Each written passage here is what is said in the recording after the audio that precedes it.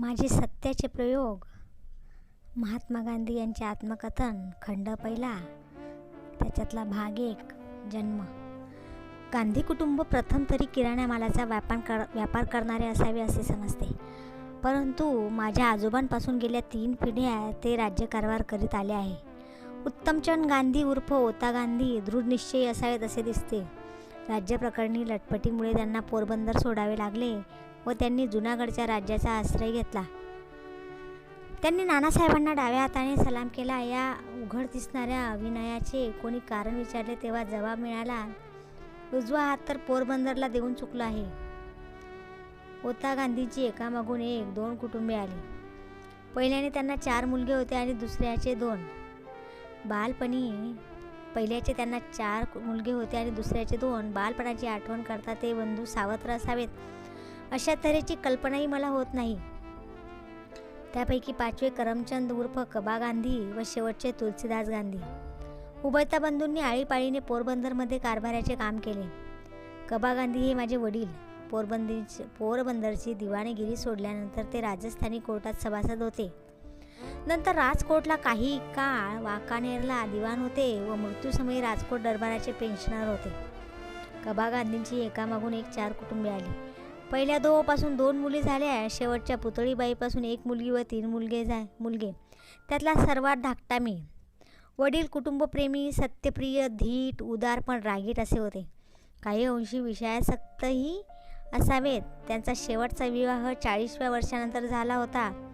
ते लाचेपासून दूर पळत त्यामुळे शुद्ध न्याय देत अशी आमच्या कुटुंबात व बाहेरही बोलवावतही. सरकाशी ते अत्यंत राजनिष्ठ असत. एकदा प्रांताच्या एका साहेबाने राजकोटच्या ठाकूर साहेबांचा अपमान केला. त्याबद्दल ते त्यांच्याशी भांडले. साहेब संतापले. कबा गांधींनी माफी मागण्यास फरमावले. त्यांनी माफी मागण्याचे नाकारले व त्यापैकी काही तास अटकेतही राहिले, परंतु ते डगमगले नाही. त्यामुळे अखेरीस त्यांना साहेबांनी सोडून देण्याचा हुकूम केला.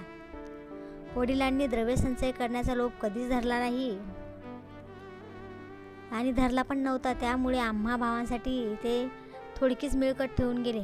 वडिलांचे शिक्षण केवळ अनुभवजन्य होते, ज्याला आपण आज गुजराती 5व्या इयत्तेचे शिक्षण म्हणू, तेवढे शिक्षण त्यांचे झाले असेल. इतिहास भूगोलाचे ज्ञान तर विचारायलाच नको.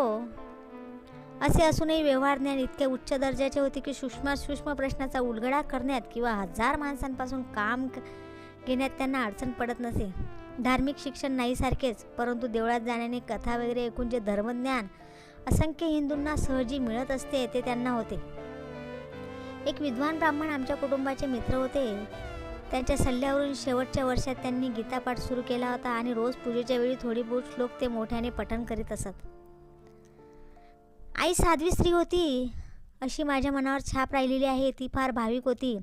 पूजापाठ केल्याशिवाय कधी जेवत नसे. हवेलीत नित्यनेमाने जायची. मला समजू लागले तेव्हापासून तिने कधी चातुर्मास्य व्रतवैकल्याखेरीज रीते दवडलेले मला स्मरत नाही. मी कठीणात कठीण व्रत घेई आणि निर्विघ्नपणे पार पाडी. घेतलेली व्रते आजारी पडली तरी सोडायची नाही.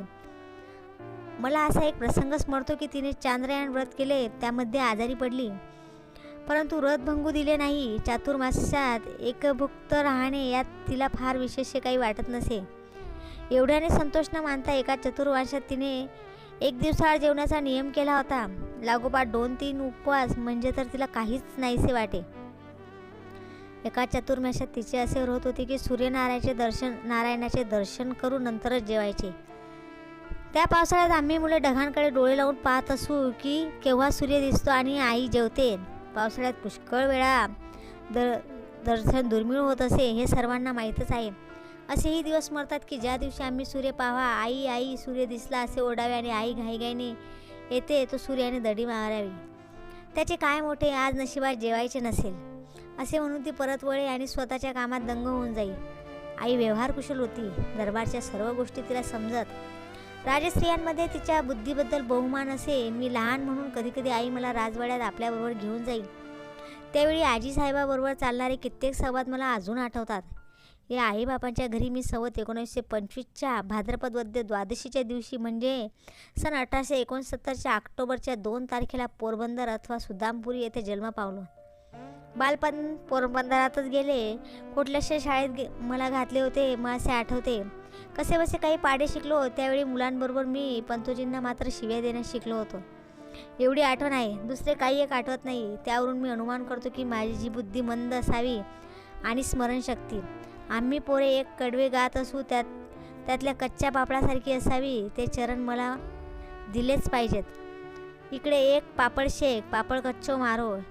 पहिल्या रिकाम्या जागी मास्तराचे नाव असायचे. त्याला मी अमर करू इच्छित नाही. दुसऱ्या रिकाम्या जागी दिलेली शिवी भरण्याचे प्रयोजन नाही.